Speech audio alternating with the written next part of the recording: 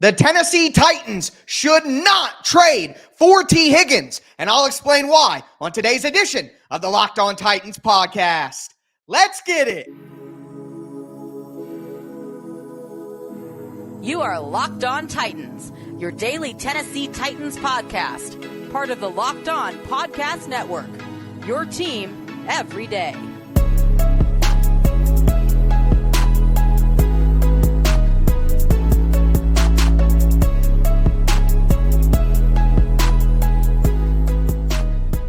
Welcome to the Locked On Titans podcast. I am your host, Tyler Rowland. Titans fans, today's edition of the Locked On Titans podcast is brought to you by LinkedIn Jobs. LinkedIn Jobs helps you find the qualified candidates you want to talk to faster. Post your job for free at linkedin.com/LockedOnNFL. That's linkedin.com/LockedOnNFL to post your job for free. Terms and conditions apply. The Tennessee Titans should not trade for Tee Higgins. I'll explain why. Also, we'll dive into the second-round wide receivers that make perfect sense for the Titans. Also, a recap of day 2 of the Senior Bowl where the defense got their revenge. Before we get into all of that, I do want to thank you guys for making the Locked On Titans podcast your first listen each and every day. Remember, Monday through Friday, Tennessee Titans content all year round, always for free. You're not going to beat that anywhere else. Make sure you get subscribed. Stay subscribed to the #1 Tennessee Titans podcast in the world. Shout out to my everydayers out there tuning in Monday through Friday. Let me know who you are down below and throw a thumbs up on the video if you're watching on YouTube right now. The show's always free. All I ask for in return is the press of a button. Look, the Tee Higgins conversation is going to continue for Tennessee Titans fans, and it should. Tee Higgins would be a perfect fit for the Titans, an outside receiver with speed, with size, that could be their top wide receiver. He's from Tennessee. Tons of pictures out there with Tee Higgins, Tennessee Titans jerseys, all of that. Brian Callahan now, obviously, that connection there. It all makes a ton of sense. But the Tennessee Titans cannot afford to trade their second-round pick for Tee Higgins. So what's really ignited this conversation? On Wednesday, we got quotes from Duke Tobin, who is one of the key football decision makers for the Cincinnati Bengals. And he basically said, we want Tee Higgins back. The whole locker room wants Tee Higgins back. But there's a pie. And there are things that we can do and things that we can't do. And look, this isn't some breaking news. The Cincinnati Bengals are going to have to pay Jamar Chase big-time money after already paying Joe Burrow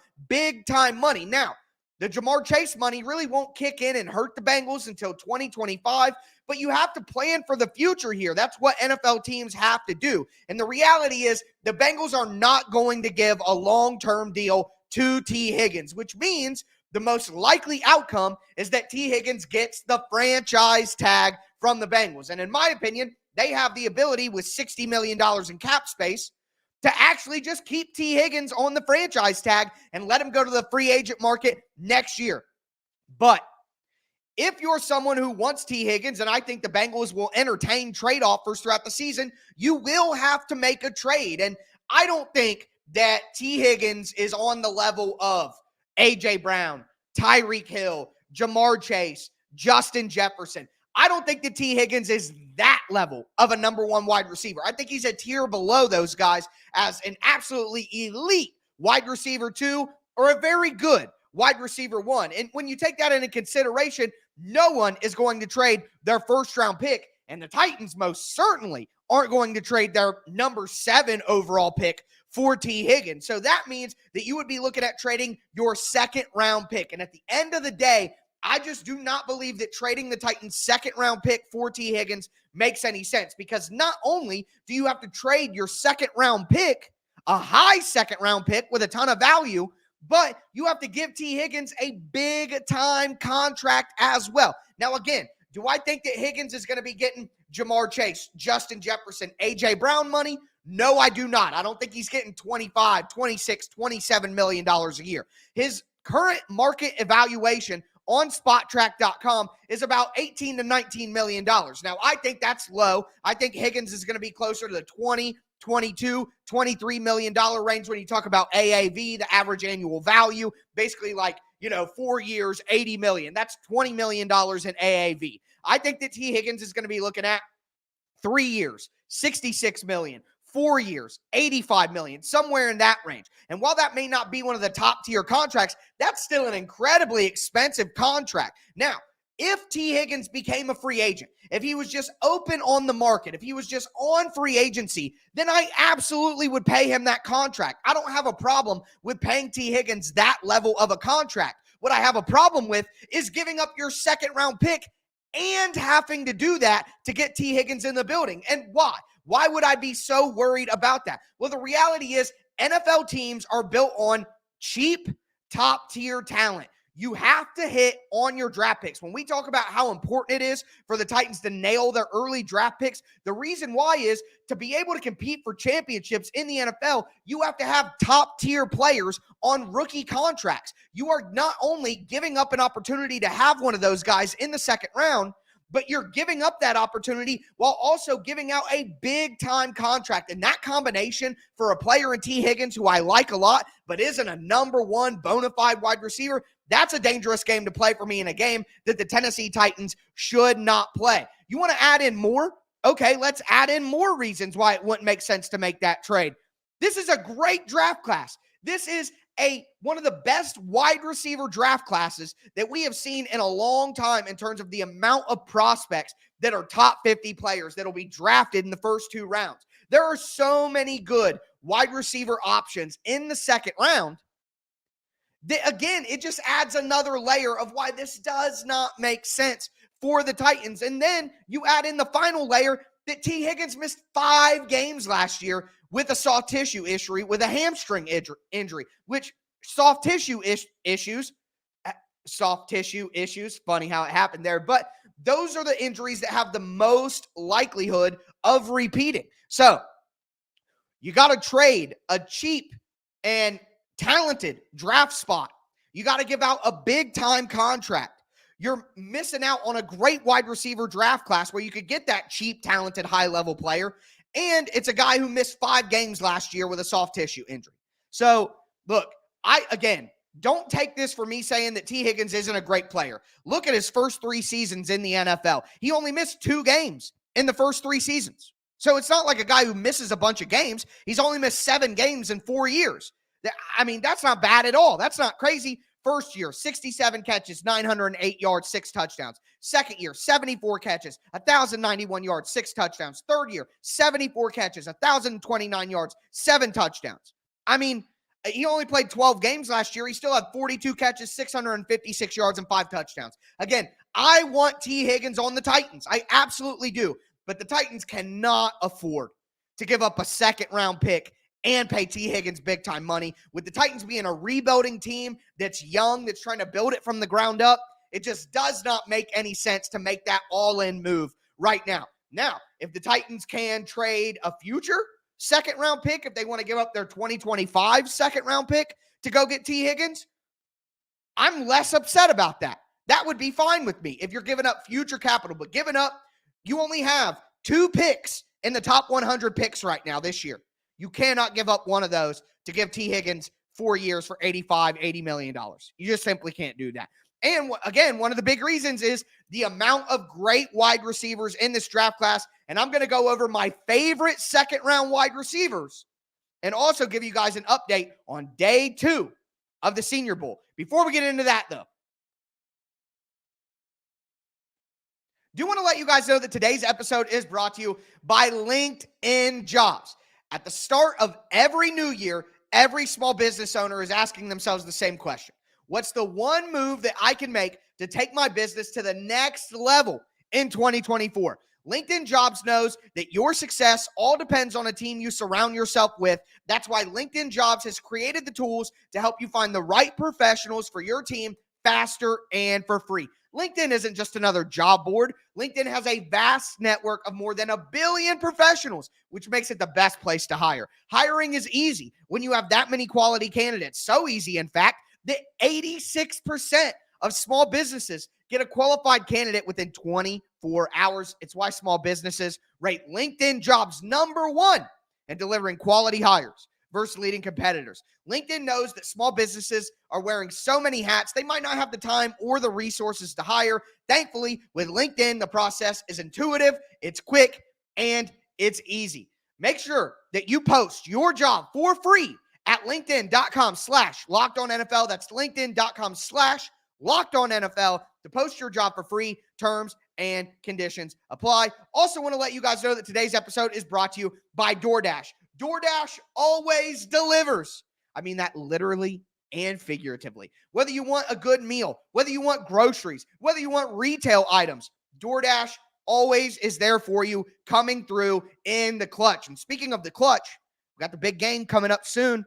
If you want some food before the game, halftime, 2-minute warning, DoorDash is going to come in the clutch for you as well. So make sure that you download the DoorDash app right now. Enter the code LOCKED23. That's LOCKED 23. You're going to get 50% off up to a $10 value when you spend $15 or more on your first order. Again, download the DoorDash app. Use that code LOCK23, subject to change, terms apply, but that's 50% off up to a $10 value when you spend $15 or more on your first order. Again, download the DoorDash app, enter the code LOCK23, subject to change, terms apply.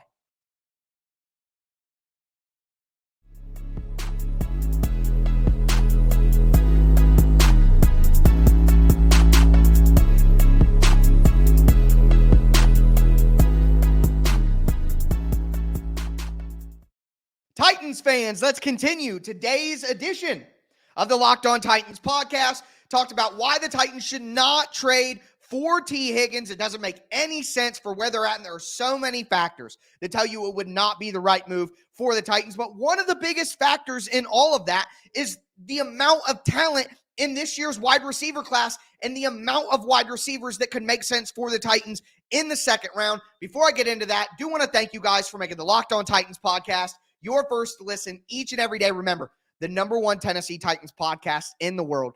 I'm pumping out daily Titans content for free Monday through Friday all year long. We're going to talk draft, free agency, cap management, roster moves, so much to discuss. Tomorrow, we're going to talk about the Tennessee Titans coaches that have been fired already and who the Titans should retain as well. So can't wait to get into that with you guys. Let me know down below, should the Titans trade their second round pick this year for Tee Higgins? I'm curious to see what you guys have to say.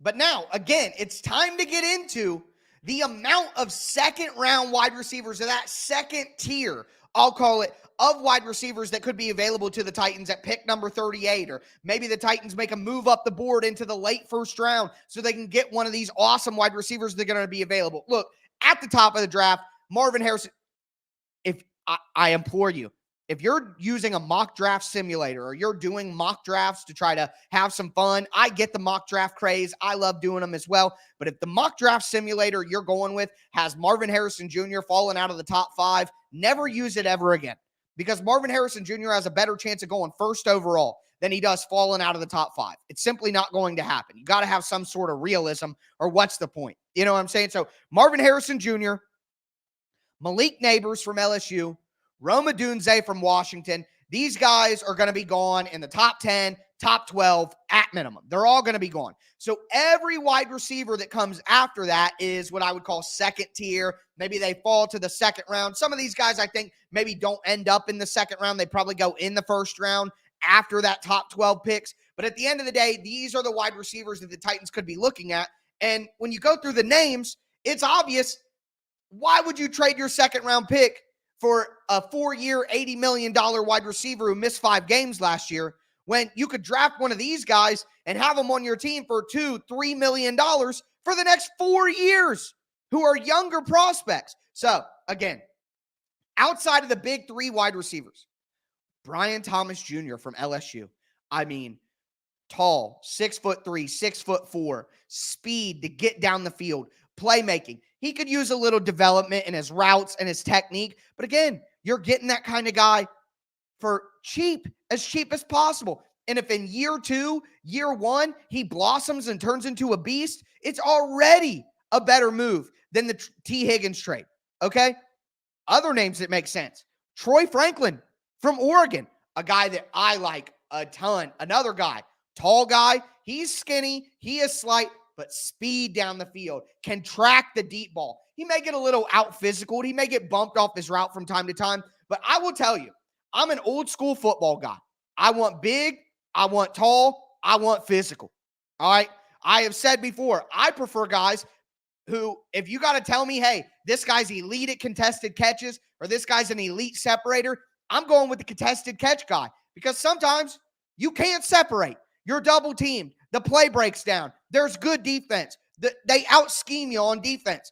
Contested catch ball winners can win even when they don't create separation. I'm an old school football soul, all right?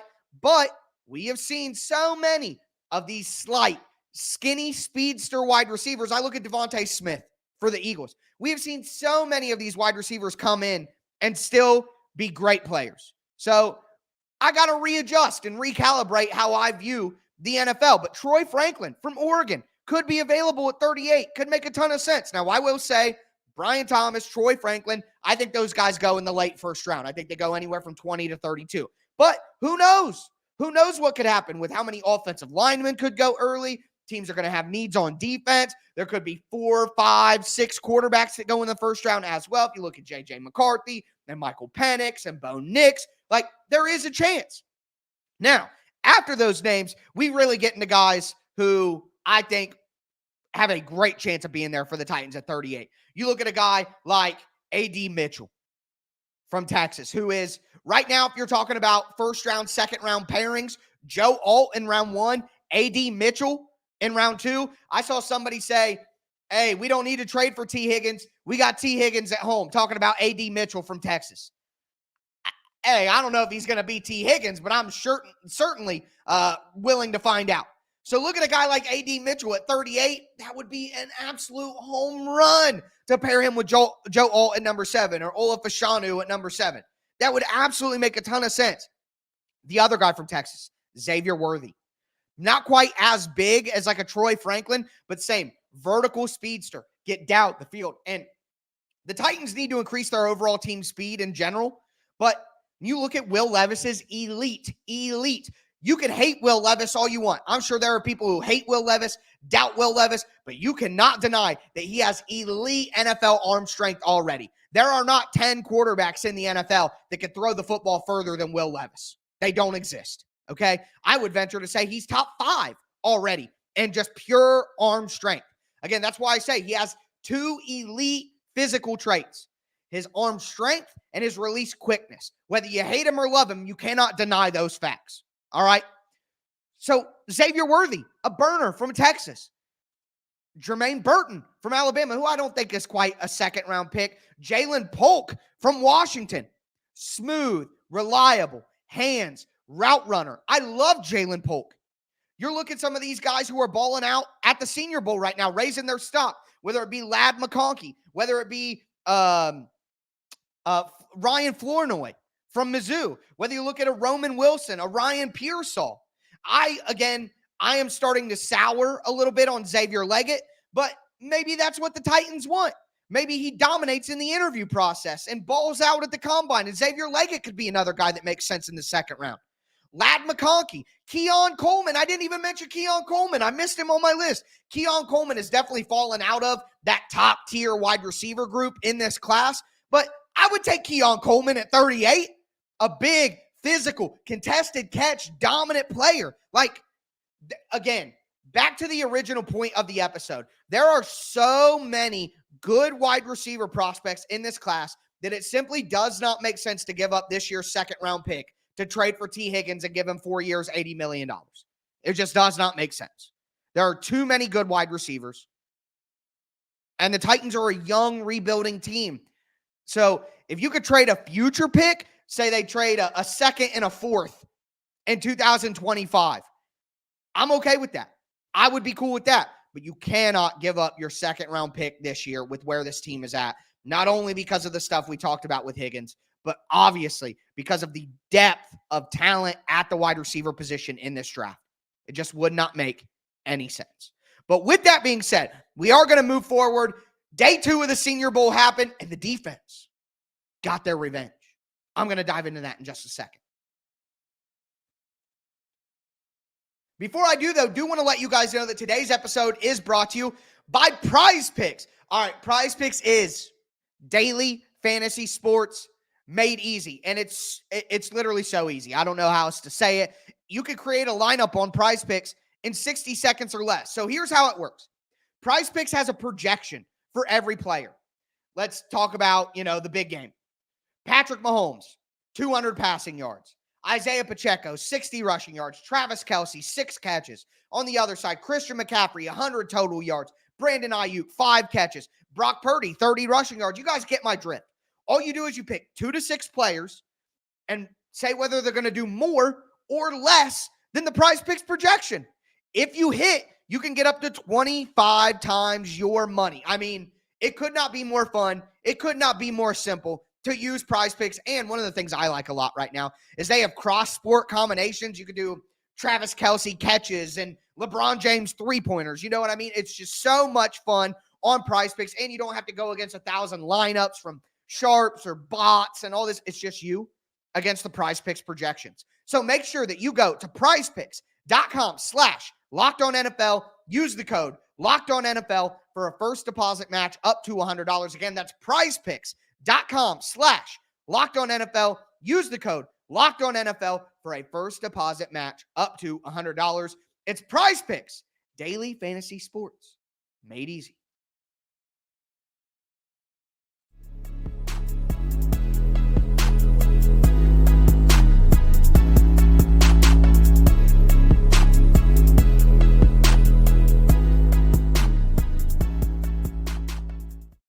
Titans fans, let's cap off today's edition of the Locked On Titans podcast. We talked about why the Titans should not trade for Tee Higgins. A big part of that is the amount of great second-round wide receivers that will be available to the Tennessee Titans at pick number 38. Now I want to dive into a day 2 recap of the Senior Bowl. Before I do, want to let you guys know that Locked On has launched the first ever national sports 24/7 streaming channel on YouTube. It's called Locked On Sports Today. It's here for you 24/7, covering the top sports stories of the day with local experts from Locked On, plus coverage from our national shows on every league, like Locked On NFL. I host the Thursday version of Locked On NFL. It's out right now. Go check it out on YouTube. Go check it out on your podcast app. I would appreciate the support, and it was a great episode with me and Alex Clancy from Locked On Cardinals. But make sure that you go to Locked On Sports Today on YouTube and subscribe to the first ever national sports 24/7 streaming channel. I'm encouraging you all to down below in the comments on YouTube or tag me on Twitter at TicTacTitans. Let me know, would you trade a second-round pick for Tee Higgins and give him that big contract? Which of the second-round wide receivers do you like the most? So many great conversations. Can't wait to discuss it all with you guys. But day 2 of the Senior Bowl is complete. And like yesterday, there were some standouts. There were some people who maybe didn't have as good of a day. But I really want to focus on the standouts here. That's really what I'm interested in, is the people who kind of showed out. Now, there's some repeat from yesterday because there are some guys who are just dominating the process. Speaking of dominating, oh my God, look at this hair, man. Killing the game, baby. Best hair on the Locked On Podcast Network, period. Anyways, moving along from that. Sometimes I just can't help it. Yes, I know. I'm vain. Whatever. We move on. But looking at wide receiver, Roman Wilson from Michigan just continues to ball out. Now, here's what I want to say. Roman Wilson, to me, is a slot guy. There were some comparisons on the broadcast for the Senior Bowl to Jaden Reed. The Titans have DeAndre Hopkins. The Titans have Treylon Burks. The Titans have Kyle Phillips. I just simply don't think the Titans need another slot option.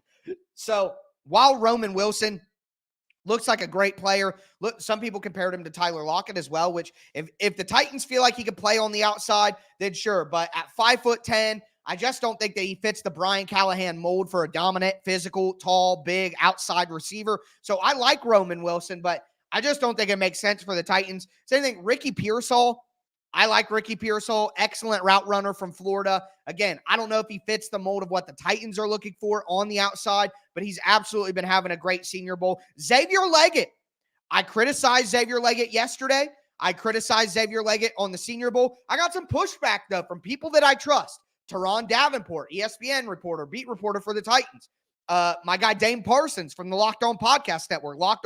Locked On Draft Scouting, Jordan Reed as well.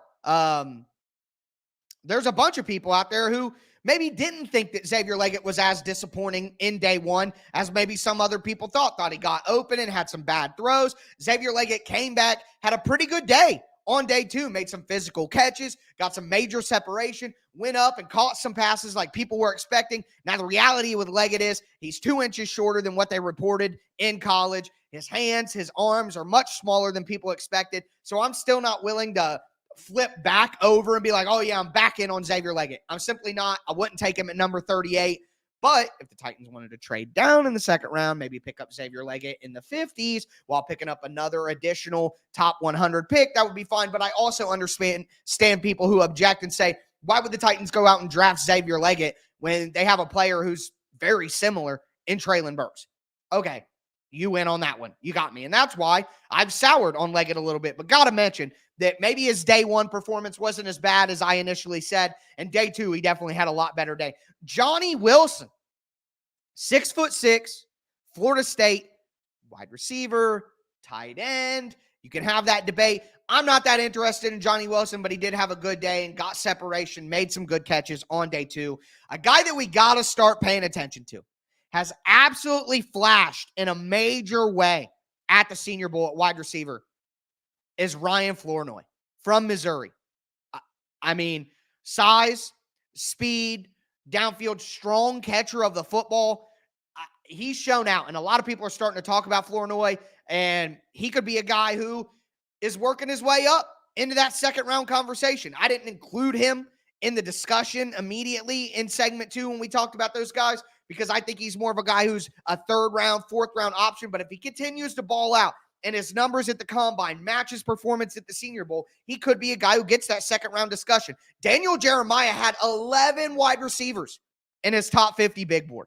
So it may not be insane to see 15 wide receivers go in the top 75 picks. Like, that may happen, okay? So something to consider. Guys who maybe didn't impress as much at wide receiver, Tez Walker from North Carolina. Look, he's tall. He's fast. He ran the fastest miles per hour on the GPS on day one per next-gen stats at the Senior Bowl. But with his high-cut nature, he does not sink his hips well. He has a hard time throttling down to get back to the football, and he has struggled at the Senior Bowl. So he's a guy who's taken a massive hit. Jacob Cowing, small, fast guy, didn't necessarily have a great day on day two. And Brendan Rice had a good day on day one, but he's just a guy who hasn't gotten a lot of separation, and he's been relying on contested catches, and he's been trying to make physical catches and create contact and, I guess, kind of be the guy who initiates the contact. And while that may work at the Senior Bowl, is that going to work consistently against NFL cornerbacks? I have my doubts. So Brendan Rice was a guy who had a great day one, had a good day two, but again, I think he's a third, fourth round prospect and could make sense for the Titans maybe on day three, end of day two. At the offensive line, Talise Fuaga continues to dominate. Now, I don't think Fuaga makes a lot of sense for the Titans. He's a right tackle. He's a road grader. He's not known for his pass protection, although he's been good in that realm at the Senior Bowl. But I just don't think the Titans are taking a right tackle at number 7, and Fuaga's not going to be there for the Titans at 38. I just don't believe that. Dom Puny, interior offensive lineman, has looked great, done a great job for him there. That could be an option for the Titans at the end of day 2, maybe the beginning of day 3. Jackson Powers Johnson, I don't need to mention him again. He's been the star of the Senior Bowl. Rosegarten has done well, another interior offensive lineman who's done well. And then Christian Haynes from Texas, really done a great job. Really done a great job as an offensive tackle. Again, though, the defense came to play. Latu at edge, Austin Booker, Darius Robinson, the defensive lineman from Missouri, Adisa Isaac, Tavondre Sweat. Like, the defensive line struggled on day 1, but man, they made their presence known on day 2. So good to see some of these defensive guys rebound. Quinyon Mitchell from Toledo, the cornerback, he's going to be a first-round pick now, but if he's there at 38, I'm all for it. The Titans need cornerback just as much as they need anything else.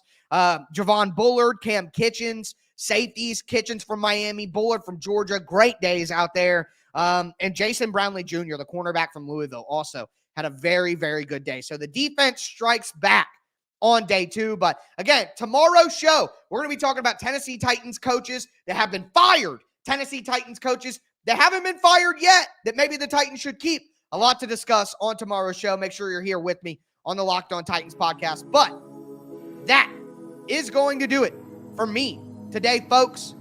As always, I am your host, Tyler Rowland, and this was Locked On Titans.